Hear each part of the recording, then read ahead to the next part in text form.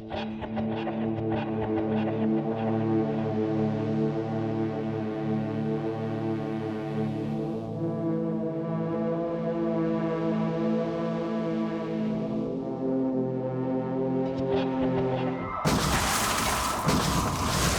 man mourns the loss of his sister after a terrifying head-on collision.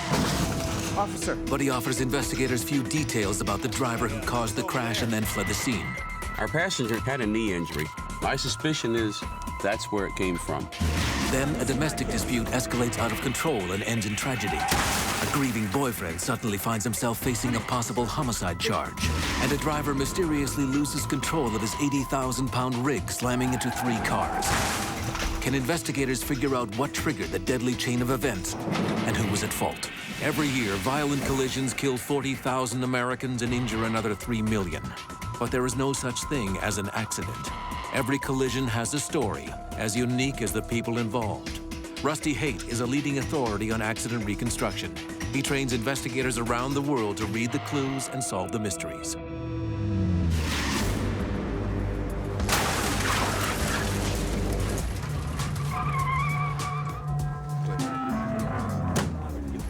Sometimes we get the front end of the car to ramp up. I'm not sure why that happened. We'll have to look at the information, the data, and the video, and we'll sort it out. But for now, that's pretty interesting. So, 40 miles an hour head-on into another car might seem crazy to you, but for me, it's pretty much just another day at the office. And there's a good reason for these kind of crash tests. We can learn a lot about the physics behind the crashes and the potential for injury. This was at 40. Imagine one at 70. Could someone walk away from that crash? Well, that's what the investigators in Maryland are trying to find out.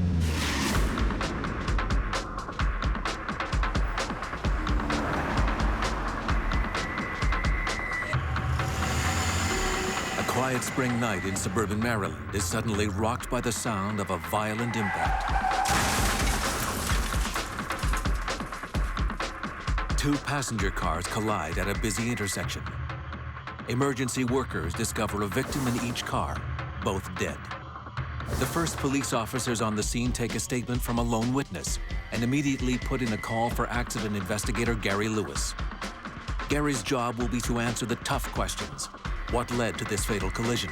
And who, if anyone, was at fault?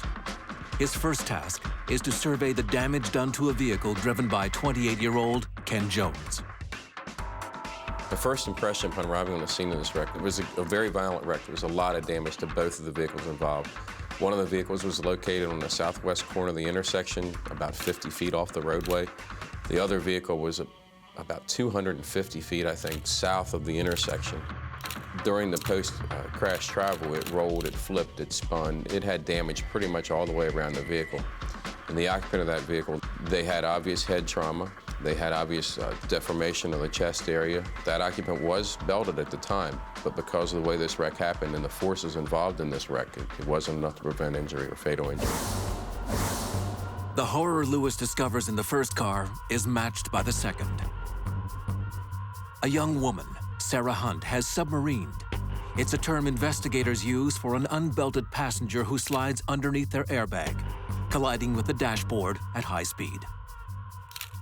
There's massive swelling in the brain because of the injury to the small nerves and the blood vessels. That swelling or edema within the brain can actually increase the pressure inside of the brain to such an extent that the heart is unable to pump blood flow to the brain adequately. In that case, what will happen is that the brain will eventually die. Seeing an unbelted passenger submarine is not unusual in a head-on crash, but finding the rest of the car totally empty is surprising. Gary Lewis knows that the driver has walked away from this wreck and is likely in need of immediate medical attention. The clock is ticking. Gary's got a really tough job ahead of him tonight. He's got tire marks to deal with, gouges, evidence from the roadway, evidence from the cars. He's got folks that are supposed to have walked away from this crash. He's looking for at least one driver. This is going to be an interesting night. That anyone could have walked away from either of these cars is a real testament to the safety systems and the design of these cars, their ability to crush and absorb energy and protect occupants, airbags, seat belts, limiting injury so someone can leave the scene. A real important aspect of car safety.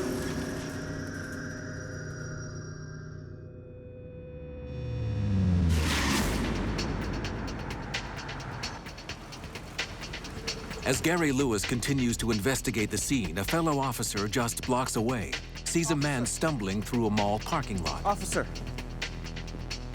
Yes, sir. I was just in an accident. Jason Hunt flags down the patrol car and tells police he was a passenger in a car with his sister and her friend David when suddenly they crashed. He's like in his terrible twos. Everything is moving. You mean an ambulance? Yeah. Stunned by the impact, he came to and realized that the driver David was gone and his sister needed help. What caused the wreck is still a mystery, but it's no mystery why Jason survived. He was wearing a seatbelt. It's really no surprise that people survive this crash. Despite speed, it's not speed that kills you, it's a sudden stop at the end. And that's what we have here. This egg had a very sudden stop at the end, very abrupt stop. This egg didn't have such an abrupt stop. It stopped from the same speed, but it stopped over a longer period of time. That was the key. And how do we equate an egg landing in a pillow to a car crash? Well, we take advantage in a car crash of crumple zones. The cars collapse and crunch, and that takes time. It may be milliseconds in the bigger picture, but in the real world, in a crash, that's a long period of time. And we can extend that by taking advantage of seatbelts.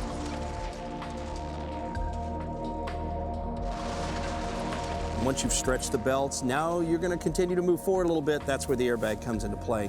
All of this together, we extend the time, we protect the egg. Where did it happen? It's right over there. While Jason has suffered minor injuries, he claims to remember little about the accident itself, and the driver David remains at large. Fortunately for investigators, a lone witness was willing to talk to police.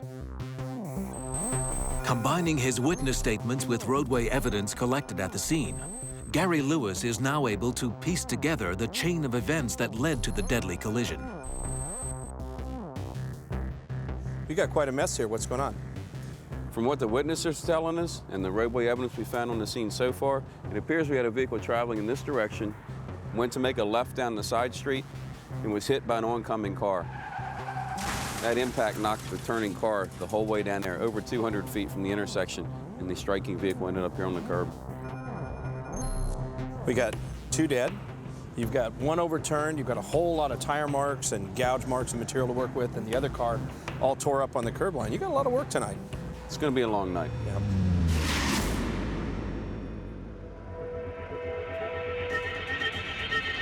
Gary Lewis is off to a good start, but it will take more painstaking work to determine which car caused the accident and what happened to the driver who left Sarah Hunt to die in the passenger seat of his car. Coming up, Gary hopes Jason Hunt can provide more answers, but what he tells police takes the case in a completely different direction. And later, a man stands accused of murdering his girlfriend. Investigators on the scene of a fatal car crash hold his fate in their hands.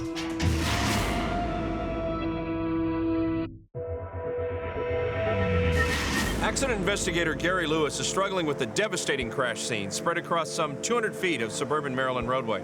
He's got 2 cars at the scene, each containing a dead body. He's got 1 driver that's still there and 1 that's missing. And the best hope police have of finding that missing driver lies with Jason Hunt, who's lost his own sister in this crash.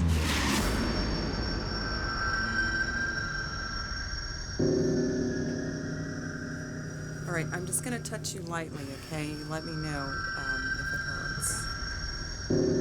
Another member of my unit had responded down to the hospital where a suspect was taken from this wreck. Someone who said they were involved in the wreck, but not driving. So you were in a car accident? Yeah. Okay. Were you driving? No. All right. They told the officer that they were seated in the right rear seat and that they were wearing a seatbelt when the wreck happened. In fact, the officer looked at this person and saw a seatbelt mark. However, the seatbelt mark he saw went from the left shoulder to the lower right part of the abdomen, which is not indicative of a passenger side seatbelt. I think you're just a little banged up. You didn't fare The officer also indicated that this person had received some bruising to the knees and that his jeans were either torn or brushed. There was some kind of an abrasion mark on the jeans, and he was complaining about bruising and soreness in the knees. He also had some injuries on the back of his hand. that were consistent with impact from glass, the dicing that occurs in a wreck when it shatters into a lot of small pieces. So how did you do this? How did this happen? I punched a window. Really? In the car? Yeah. Investigators are confident that Jason Hunt can give them some personal insight into the crash that killed his sister Sarah and 28-year-old Ken Jones. But when his version of events starts to conflict with the evidence uncovered at the scene, Jason Hunt unwittingly puts the spotlight on himself. Sarah! Sarah! When people get in crashes, they think of a lot of goofy excuses, especially when they're trying to get out of trouble. If it serves them, they'll come up with the wildest ideas. Hitting, for example, glass in a window isn't going to do anything. Hurt your hand a little bit, but it isn't going to do anything. So somebody that's sought treatment or somebody that's claiming that they've hit the window, trying to get somebody out, they're not getting anything. It takes a lot of effort from an airbag to crack the window. And you're not going to do it with your hand. It's going to take a lot more on the side. In the movies, you know, you see the star cracking it with his elbow. Not in real life. The car is going to give us the evidence. The car doesn't have a dog in this fight. Okay, people do. While unimpressed with Jason Hunt's explanation for his injuries, Gary Lewis has little choice but to keep looking for David, the missing driver. As officers continue the search, Lewis begins an examination of the car and the safety systems that saved Hunt's life. What they reveal threatens to further destroy his credibility as a reliable witness.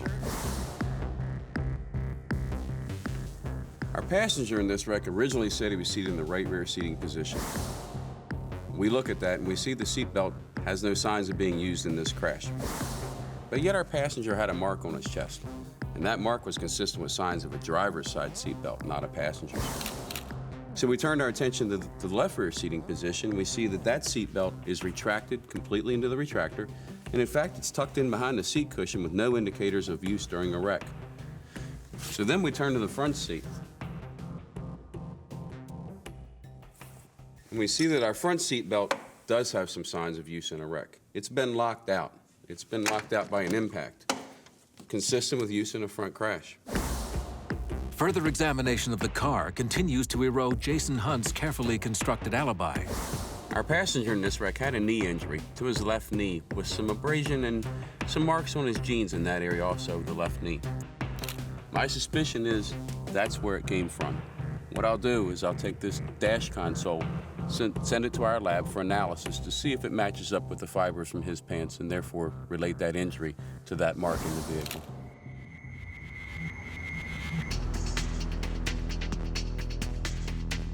While in the hospital exam room, Jason Hunt also submits to a blood alcohol test. More than 2 hours have elapsed since the crash, and it comes back at 0.11, well over 0.08, the legal limit for anyone driving in the state of Maryland. For Gary Lewis, this is the last remaining piece of the puzzle. The physical evidence paints a clear picture as to who was behind the wheel at the time of the collision. Jason Hunt.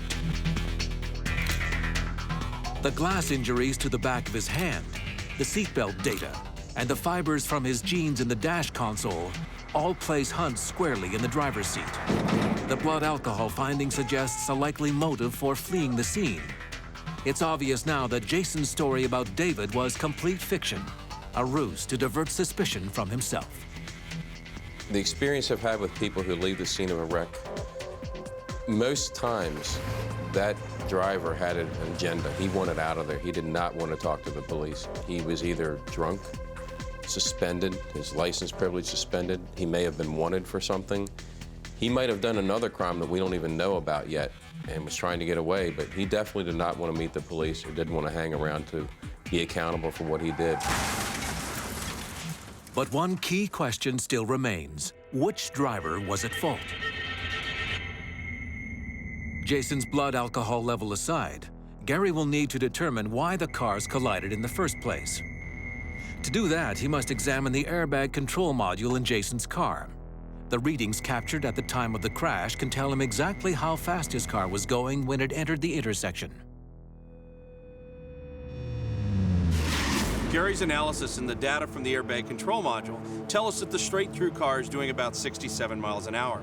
The left-turning car has been robbed of time. That's the idea behind miles per hour, meters per second, cubits per fortnight. Whatever we're doing, we're talking about distance and time. And when you go faster, you short someone time. If we know the point of impact's here, that's a fixed point. And we know we're going to start and go at 67 miles an hour a certain distance. If we were actually going 55 miles an hour, starting at that same point, we would never have made it to the point of impact. We would have missed a crash. So going too fast, a little impairment, next thing you know, you've robbed someone with some precious time to clear the intersection. It's clear from the roadway evidence and data from the airbag control module that Jason Hunt's car was simply going too fast for Ken Jones to get out of the way. If Jason had stuck to the speed limit through the intersection, this night could have ended very differently. Barely 24 hours after the fatal collision, Gary Lewis is finally able to say exactly how this wreck came about. Jason Hunt is speeding southbound as he approaches a red light. Meanwhile, Ken Jones finally gets his green and enters the intersection to make a left turn, unaware what is coming up and over a hill in his direction. Ken Jones has no time to react as Hunt's car enters the intersection at 70 miles an hour. The force sends Jones' car flying backwards. When it lands, it rolls 200 feet downhill where it finally stops. Ken Jones is killed on impact, suffering massive internal injuries. His bones are literally crushed by the force of the crash. Inside Hunt's car, his sister, unbelted, submarines under the airbag and is killed when her head slams into the dash. Gary Lewis examines the physical evidence at the scene as well as the injuries to the only surviving passenger, Jason Hunt. Despite efforts to lead him astray, he concludes that Jason Hunt is actually the missing driver. His work offers the Jones family some consolation. Jason Hunt is sentenced to 8 years in prison. When you've been drinking, to put together a good, believable alibi, a good story is no small feat, or so I've been told.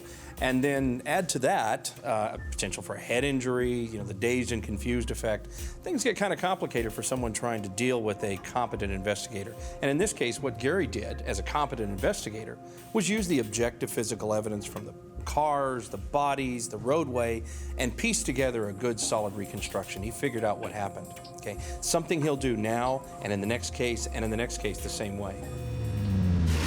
Coming up, an out-of-control tractor-trailer slams into 3 cars, killing 2 drivers. What set off the deadly chain reaction, and who, if anyone, is to blame? And next, a man claims to have found his girlfriend lying dead in the road, but her death seems anything but accidental.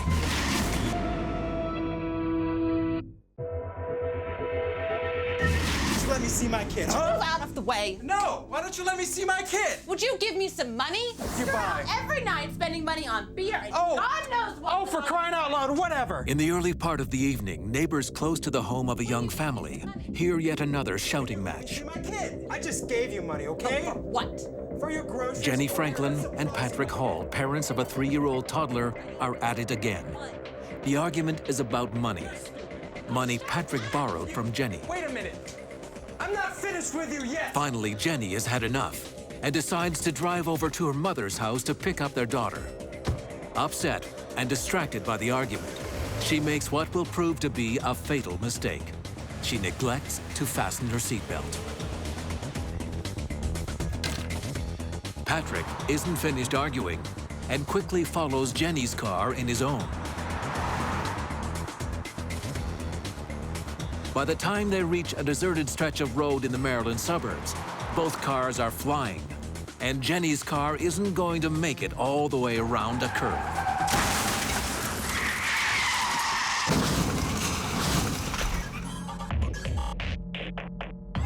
Jenny Franklin is ejected from her car and dies on the way to the hospital. Frank Carson, a senior accident investigator, gets the call. It'll be his job to find out exactly what caused this tragedy. Road rage is pretty much a fact of life. Folks will do things in their car they wouldn't necessarily do face-to-face. The car gives us a certain amount of anonymity. When you're upset, you also do things you may regret the rest of your life. In this instance, could the boyfriend have come up and rear-ended the girlfriend's car and done that in an act of passion? We need to know.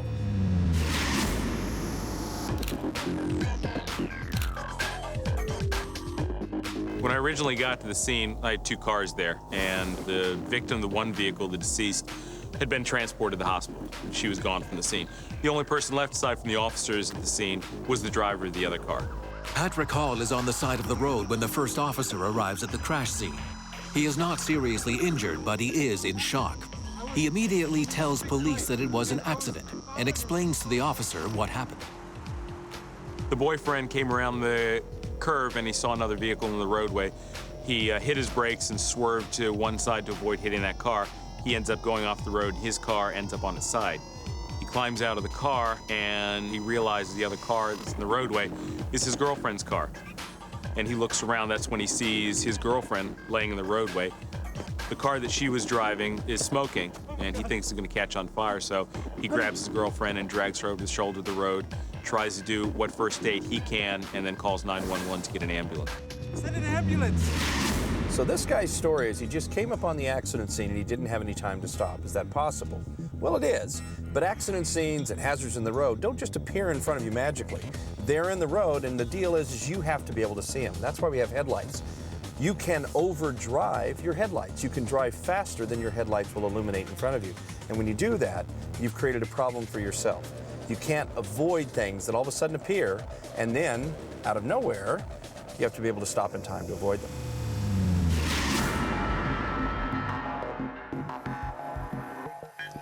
Frank Carson walks around the scene looking for physical evidence, a tire mark, a car part, any clue as to what could have caused the accident. If he finds out that Patrick is lying, the investigation could quickly shift to a homicide. He needs to go back in time and figure out what happened in the last minutes of Jenny Franklin's life. The tire marks from her car can be seen coming around the curve, leaving the roadway.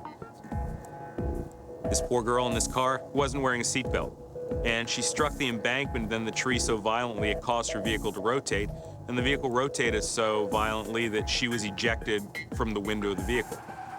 And tragically, if she had been, there was little enough damage to the passenger compartment of the vehicle that if she had been wearing her seatbelt, she would have stayed in the vehicle.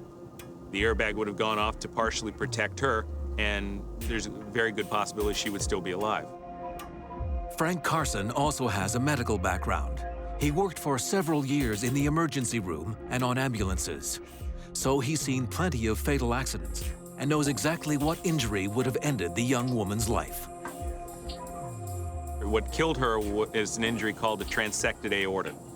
The aorta is the largest artery. It's on the top of the heart, and it's about as big around as your thumb, and it leads into the heart. When you're sitting up, your heart is, for all intents and purposes, suspended by tissue, and it just hangs there.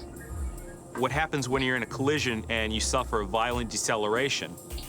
You go forward, the heart goes forward, then you go backward and the heart goes backward. Well, unfortunately, when that happens, the aorta tears because of that motion. And once that aorta tears, unless it happens right there and there's a medical team standing by, very few people survive that. Honey, This poor girl in this car, if she had been wearing a seatbelt, she would be here today, raising her child, sending him to school, and enjoying all those things that parents do. Because she didn't do this, click, put on a seatbelt, she's dead. And it's a very simple thing. It takes you how many seconds to put on your seatbelt? Second, you should get to the point where you back out, you back down your driveway, you put it on. It should be instinct. You should feel naked without it on, but people don't do that. Jenny's boyfriend was wearing his seatbelt, and that's very likely what allowed him to walk away when his car crashed shortly after Jenny's. The boyfriend's car was on the opposite side of the roadway, was sitting up on its end on their side. Well, that must have been a wild ride. You know, by the time you're 30, half the population will have been involved in a collision. And collisions bring on symptoms of post-traumatic stress syndrome. In this case, there's no surprise this guy's upset. So can you tell me what happened here? Well, my girlfriend and I, we just had a fight at the house. Indeed, even an hour after he made his 911 call, Patrick Hall is still shaken and stressed out. She was going way too fast. And The boyfriend, when I talked to him, was walking around agitated, upset, trying to figure out how he was going to explain what happened to the girlfriend's family, to the child when the child got old enough, and trying to figure out for himself what exactly had happened. All things very typical of someone who's been in a traumatic situation, had experienced it, remembered it, and was still there. He was fully aware of what was going on. I just heard this. When I swerved, Hall tells Carson it was a heated argument that led him and Jenny to be on this road, on this evening, in separate cars. For Carson, that's a key part of the puzzle and could lead to serious consequences for Hall. You don't understand. I am a father, okay? So, no, you're not. You're a loser. That's what you are. When the boyfriend explained to me that they had had a domestic argument, that made me think for just a couple minutes there may be something more to it than just an accident. There's a possibility that this may have been an intentional act. When you get to the scene of one of these collisions, you have to think of all the possibilities. And that's one thing that made me think this may be something outside of just, for all intents and purposes, a regular automobile collision. In other words, it's just possible Hall was angry enough to try to teach his girlfriend a lesson, maybe by giving her car a bump. If that's true, it's also possible the bump made her lose control and then lose her life. Alcohol's not a factor here, so what Frank's gonna have to do is rely on his investigative skills to sort out the objective physical evidence, to figure out how fast the cars were going, who was where, whether the boyfriend was telling the truth or whether the boyfriend's going to jail. His first task will be to figure out the car's speeds. From that, he can sort out where the boyfriend's car was when the girlfriend's car left the road and went out of control. Coming up, investigators uncover more clues that seem to show a woman's death was no accident. And later, a truck driver with an impeccable safety record stands to lose it all, unless he can explain why his rig suddenly spun out of control and killed 2 drivers.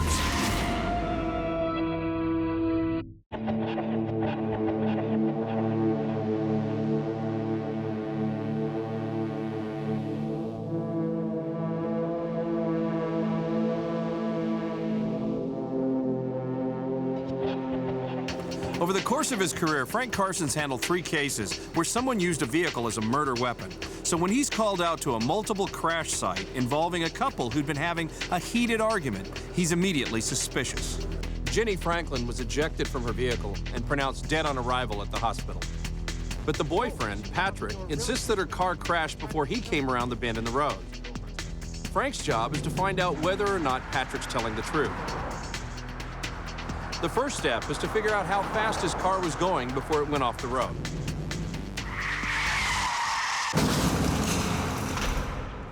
The skid marks left by the boyfriend's car are the silent witness. Frank measures the marks and he finds they're 63 feet long. He applies a little bit of math and he knows Patrick was going 37 miles an hour. Even if he leaves the collision scene, Carson still has a lot of work to do to figure out why Jenny lost control on the curve. But first, he needs more information on Jenny and Patrick's relationship. And he gets it when he conveys the tragic news to Jenny's parents.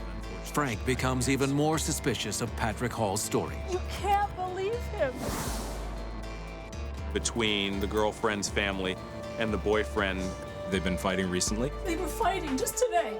They explained to me that there had been some arguing and that they had their own suspicions that, again, this wasn't just an automobile collision. Did anyone see the accident? They didn't quite believe the story that I was relaying to them that the boyfriend had told me. You look at him.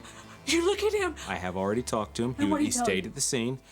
He told me pretty much what I just related to you. They've never got along well. He must have run her off the road. Investigators obviously can't let their emotions overrule the facts, and right now there's no real proof that Patrick Hall caused his girlfriend's car to crash. He should be locked up. Typically, statistically, our fatal collisions happen at night. They happen within a short distance of where the person lives, and there's some kind of excessive speed involved. So this all made it also look like, and there were skid marks on the roadway to indicate that. The path of travel of her vehicle indicated that she had left the roadway. For all those reasons, it looked on that blush as just a typical collision, because all those facts were there. But that's, again, you have to look at all aspects of these collisions, not just take one part of it and run with it. Even an experienced crash investigator can draw conclusions when they first roll up on a crash scene. They see a narrow, winding road, cars in the middle of the road all overturned, and a warning sign, an advisory sign that tells people there's a problem. You need to slow down for some reason. Unfortunately, sometimes drivers don't make that connection. You got a warning sign that says 25. It's there for a reason. It's so you slow down to give you a little bit of time to react to hazards in front of you that, because of the winding, narrow conditions, might not be visible early on. If Hall bumped Jenny's car, there should be evidence on one or both vehicles. The first thing I look for in a case like that, contact between two vehicles, you look for some kind of evidence transfer. And the most typical thing I find in these cases is paint transfer. Looking at the boyfriend's car, there's no red paint on the front end. The evidence suggests the two cars didn't actually make contact, but Frank's got to take it a step further. He's got to figure out exactly where on the road Patrick's car was when his girlfriend's car came into view. Frank knows Hall was driving 37 miles per hour. When he saw his girlfriend's car, it took him about 2.5 seconds to react. That takes him 137 feet behind the start of the skid marks, on the other side of the curve. In other words, Patrick could not possibly have tried to bump his girlfriend intentionally, because he started hitting his brakes over 100 feet before he even got to Jenny's car. This physical evidence is clear. I was able to figure out that the boyfriend could not have run into her vehicle, was too far behind her. As a matter of fact, didn't even see the collision when it occurred, which tended to prove the boyfriend's story that he comes around the curve and there's a car in the roadway and he swerves to avoid it. I am a father, okay? So, no, you're not. Frank can now say exactly how and why Jenny's tragic accident occurred. After an argument with Patrick, she rushes out of the house to pick up her daughter. She's driving too fast for the road she's on and has not fastened her seatbelt.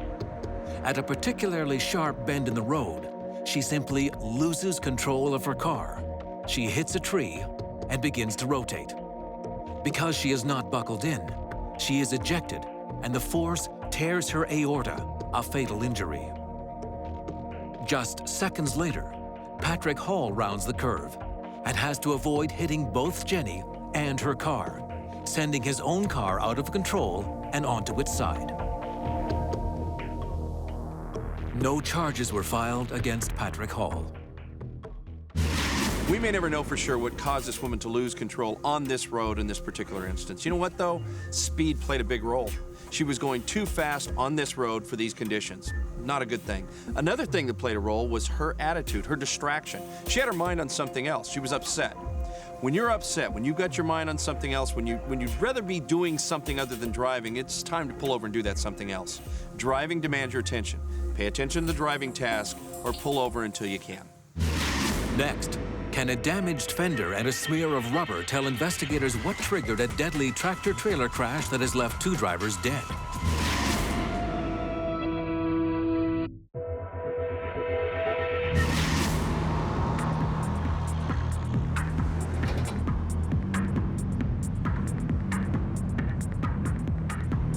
You know, being in heavy traffic is bad enough, but being behind a tractor-trailer is where a lot of drivers are uncomfortable.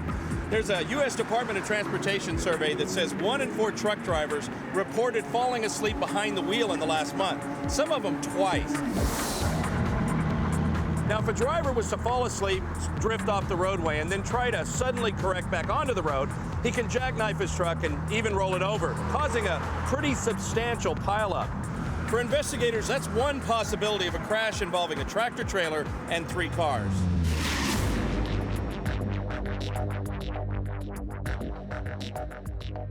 Jeff and Monica Lee are fed up with city living. Contemplating a move to the country, they spend their evenings searching for a new home. It was very nice. I just worry about the truck. You don't mind driving, come on. Returning into town late one night, they find themselves beside an 18-wheeler driven by experienced trucker Bill Halliday. Then, without warning, disaster strikes. Within a matter of seconds, the 80,000-pound rig skids across 4 lanes of traffic, striking 3 cars. 2 drivers are killed instantly when their vehicles collide head-on with the truck. Jeff Lee's SUV, however, is only slightly damaged as it collides with the truck's back end. He and his wife suffer only minor injuries and are taken to the hospital. Truck driver Bill Halliday also walks away unscathed. By examining the vehicles at the scene, their tire marks, and the scattered debris, accident investigator Brad Muir and his team hope to solve the mystery of what suddenly caused this tractor-trailer to lose control. The victims' cars offer the first clue. They tell investigators that this crash developed very quickly.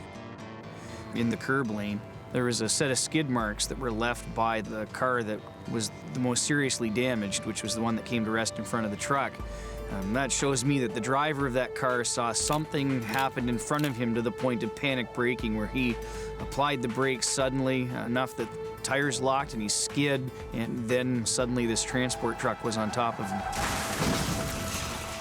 The other driver coming along, there was no reaction apparent by his actions, nothing that I could see that indicated he knew anything was coming, until suddenly this transport truck appeared in front of him and he was in a serious crash. The initial roadway evidence seems to suggest that Halliday's truck triggered the accident, but Brad Muir knows there's a lot of work left to be done. People driving by a crash like this are going to see the truck and the cars all tangled up, and they're going to probably assume, oh, the truck driver was going too fast or been driving too many hours. Maybe he was on some sort of drugs, but it could be a number of other reasons that could have caused this crash. Somebody cut the driver off. Any number of things could have happened. These guys are going to have to sort out the human, the vehicle, the environment, HVE, to figure out how this crash happened. The most puzzling question facing investigators involves the fourth vehicle in this crash. The Lees have been taken to the hospital. Although shaken up, their SUV tells investigators they experienced only a minor collision, unlike the drivers who were killed in the crash. However, there is no doubt they played an integral part in this deadly chain of events, and investigators need to determine exactly how they were involved. And it would seem a logical thing of, well, why keep the road closed and do all this investigation when, you could just go and talk to these people and they could tell you what happened. Well, experience tells us that people that are involved in crashes, let alone very serious crashes, they don't see everything that's happening there. So we have to do the investigation so we can try to get the physical evidence to speak to us. So, Brad, how do you figure the SUV's tied into this whole wreck? Well, I'm just looking at the damage here now to compare it with the transport truck. Just trying to determine whether this SUV hit the transport truck causing this unfortunate series of events, or whether it was the transport truck that hit the SUV and was the causational factor. So the physical evidence here is going to give you the clues you need to really make sense out of this, huh? I'm hoping that's what'll happen by comparing the damage.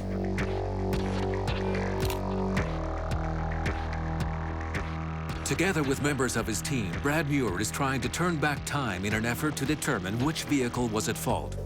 The answer to that question could have life-changing ramifications for one of these drivers. He needs to know what happened in the crucial seconds before the tractor-trailer lost control. Finding rubber transfer on the right front fender of the SUV, he hopes to match it with the left rear tires of the tractor-trailer. A careful comparison will tell him who hit who and when, and ultimately, which of these drivers initiated the crash. With the truck driver looking on, Brad's team makes a startling discovery. The rubber transfer on the SUV is higher off the ground than the truck tires themselves, meaning that the rear tires of the tractor-trailer were actually off the ground when they struck the SUV. So you figured out how the SUV was involved in this now? I have. The impact between the truck and the SUV was just down here where Mark is standing, and it all started right over here, where we first see the tire marks on the road, where the truck is in that hard left swerve. So as the truck's going through here, we only see one set of tire marks, so there's some dynamics, the loading. Yeah, as the truck swerved hard to the left, it's starting to tip over, leaning on its right side, which puts its left tires up in the air, and that's where the impact occurred between the truck and the SUV. The tire marks show the truck was already out of control when it came into contact with the SUV.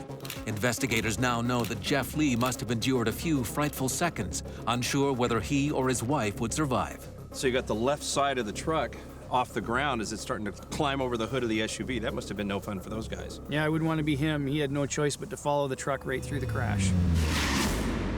Roadway evidence has given investigators a crucial timetable of events leading up to the crash.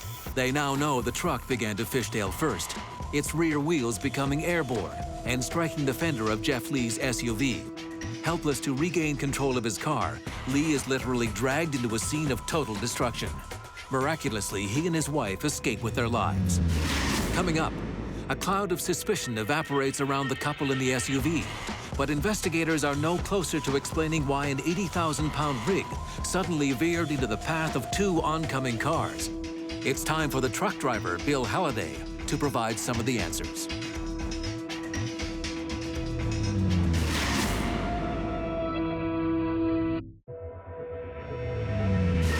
An 80,000-pound truck has swerved across 4 lanes of traffic, hit 3 cars, and killed 2 drivers. The at-scene evidence tells investigator Brad Muir that the truck lost control first. So Brad's going to have to focus on the activities of the driver, Bill Halliday. Now, Halliday's an experienced truck driver. Still in all, one of the things Brad will have to consider is that fatigue may have played a role in this crash. Unfortunately, most of us don't realize how severely we can be affected by fatigue. You need 7 to 8 hours of sleep. Without it, reaction times can be tripled, lapses in attention and judgment. In fact, you can act as if you were legally drunk. In his 20 years as a truck driver, Bill Halliday has enjoyed an impeccable safety record, until now. Immediately after the crash, he willingly accompanies the investigators to an interrogation conducted by a detective with the Ontario Provincial Police. Well, I reported the terminal on my starting time, and I picked up my unit, did my pre-trip inspection. Then I left to make my deliveries. I made my first delivery. On my way to my second one on the highway, I heard a loud bang, and the vehicle swerved drastically to the left. He testifies that right before the crash, he heard a loud bang. This driver describes something happened very suddenly. Bang, it's all over with. But that's his perception. Sometimes perception is clouded by the events. In this case, he may have actually had something that happened very suddenly, and that is what he recognized happened. On the other hand, it may have been developing slowly over time, and he didn't notice it for some reason. He was tired, he was distracted, whatever it happened to be. Either way, it didn't leave him much time to react. A driver suffering from fatigue could be startled by a collision with debris, a mechanical failure, or an engine backfiring, and suddenly lose control. And if the driver falls asleep, even for a moment, the results could be catastrophic. So maybe we can have a look at your logbook. However, diagnosing fatigue hours after the crash is almost impossible. Truck drivers are required to keep a detailed logbook. Their hours behind the wheel, rest stops, and meal breaks must all be accounted for. The logbook is a crucial piece of evidence for investigators trying to determine if fatigue is a factor. However, it's a source of frustration that some of the information police need is seldom documented. When looking at a driver's logbook, it'll tell me their on-duty hours, which is essentially when they're around the truck, maybe while it's being loaded, their driving hours, their sleeper berth hours. But what it doesn't tell you is when they're off duty for, say, a couple of days before they're in to drive for their block, we don't know what they've done on those days. It doesn't tell us how much sleep he had the night before.